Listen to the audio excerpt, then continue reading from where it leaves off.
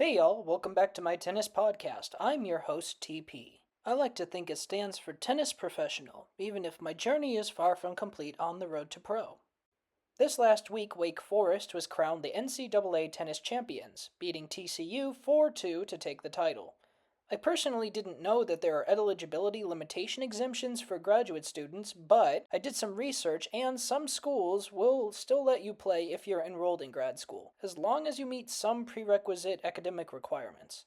Wake Forest's oldest player is 27. Four of their players are older than Ben Shelton, which just goes to show you both how young and good Ben is at tennis. Yesterday, I coached a lesson in the rain, which was interesting. I haven't done it much, mainly because of the ball replacement costs, but I know it helps with a couple of things, and I had some spare balls I saved from my most recent replacement. In the rain, the ball doesn't bounce as high and gets super heavy from all the water. You have to maintain your balance and center of gravity much more than if the courts are dry. Most of my students have issues with balance and getting a wider lower base while playing. The rain is the perfect place to allow them to see how bad it's gotten and adjust accordingly. A perfect example of how training with your enemy can make them your friend. Yeah, there are some safety issues, mainly with torn ACLs in the rain. However, these are students with very healthy joints, bones, tendons, and ligaments, and they have all agreed to practice in the rain under my close supervision so that they do not push themselves enough to get injured. It's very important to change your lesson plans in the rain. If you wish to know more about rain training exercises and methods, please comment rain, and I'll be sure to add a segment on next week's episode about rain training. With the newest round of balls that I recently purchased, I decided I would try something new, and so I bought myself a box of those pink balls you sometimes see online. I looked it up, and their quality actually matches that of the Penn Extra Duty balls, making them a viable competitive ball. However, I did some more research and found that they're actually banned in official tournament play by the ITF, mainly because of how they show up on television. That kind of made me sad because I'll probably never show up on television as a player, and I want to use tennis for a good purpose. The pink tennis ball is a part of a project that all the tennis brands have been doing for a while now to raise money for breast cancer research. A portion of the proceeds from your purchase of those pink balls goes to that research. Some people in my life have had very personal experiences with the damage that breast cancer can cause, both financially and physically. And where I understand that the rules are absolute and must be upheld in the full capacity to maintain the sport's integrity, perhaps amending the ball color rule is something the ITF will be open to in the future. On another note, Carlos Alcaraz won in straight sets against Jannik Sinner in the Rome Masters this past weekend. The scoreline was quite interesting, with Alcaraz taking the first set in a breaker. After the first set, Alcaraz seemed unstoppable. Forehand, backhand, drop shot winners were flying off his racket in every direction, and Jannik seemed completely smothered by his overwhelming onslaught. Alcaraz won the second set 6-1 to clinch the trophy. It is important to note that this is Jannik's debut tournament since his 3-month ban for using that athletic cream containing a substance restricted on the professional tour. Incidentally, this is the same issue that Simona Halep had a few years prior, which resulted in her multiple-year ban from the tour and the irreparable damage to her reputation. Now, I think it's important to realize the double standards being held against Halep. She is just as innocent as Jannik, yet her punishment does not seem to fit the crime. It's too late now, the damage has been done, but we can still acknowledge it as one of the bigger losses tennis has had in recent years. On the women's side of professional tennis, Jasmine Paolini beat Coco Gauff for the title.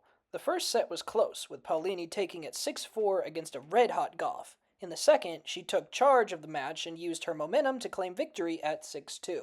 Coco later stated in her post-match interview, "Better to lose in the final than in the first round."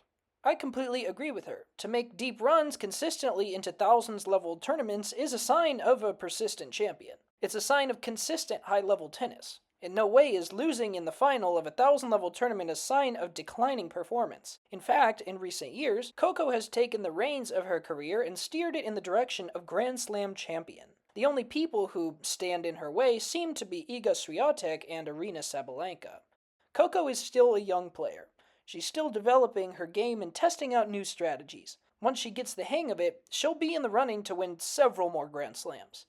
I remember distinctly when Sabalenka was her age, she couldn't make a serve to save her life. But then the one mental game changer she implemented saved not only her career, but her from herself. That was the final piece of the puzzle she needed to go off and win the Australian Open and take world number 1 from Iga. Iga's biggest battle is with Jelena Ostapenko. It seems like Jelena has Iga's number now, with their head-to-head leading a solid 6-0 to Ostapenko. Either way, the future is looking quite bright for Coco Gauff. In the world of Nebraska-Iowa tennis, the Ernest Grundy tennis director, Matt Morrow, has kindly agreed to meet with me this weekend to discuss plans for the Open tournament in Kearney, Nebraska. I will be meeting with him this Saturday to go over outdoor locations, as well as getting his go-ahead to use his facility for indoor matches should rain ensue. It's ideally situated to draw players from all over the Nebraska area and attract players from Kansas, South Dakota, and Colorado. It is the middle of the road between Omaha and Denver, and a top-of-the-line, brand-new facility, built with the comfort of spectators and players in mind. Needless to say, it's the ideal location for a money tournament, and having this opportunity to discuss my dreams for Nebraska-Iowa tennis with people who are able to make it happen is an honor I have only dreamed of having until now. Things are moving forward, and it's satisfying to see the tennis community come together to make bigger things like this money series come to life. Now I would like to cover what I've learned from this week. I learned that the steps I do on my on-the-run forehand are called mogul steps. YouTube is a wondrous place for self-coaching. I learned that the back injury I have will never heal, which is a crushing blow to my competitive morale, but not the death of my tennis career. I learned that there's a saying for getting your body down on volleys that says, smell the volley. A very useful tip again from YouTube. I learned that it's okay to have differences in coaching philosophy. You can still be friends with people you disagree with. What matters is that you work together to produce something greater than yourselves. Thanks for listening to today's episode of TP's Tennis Podcast. I've been your host, TP. New episodes of the podcast can be found on our YouTube channel, Thomas Pate, at 5 p.m. on Thursdays. As always, please leave what you would like to hear about next in the comments, and I will see you all next Thursday.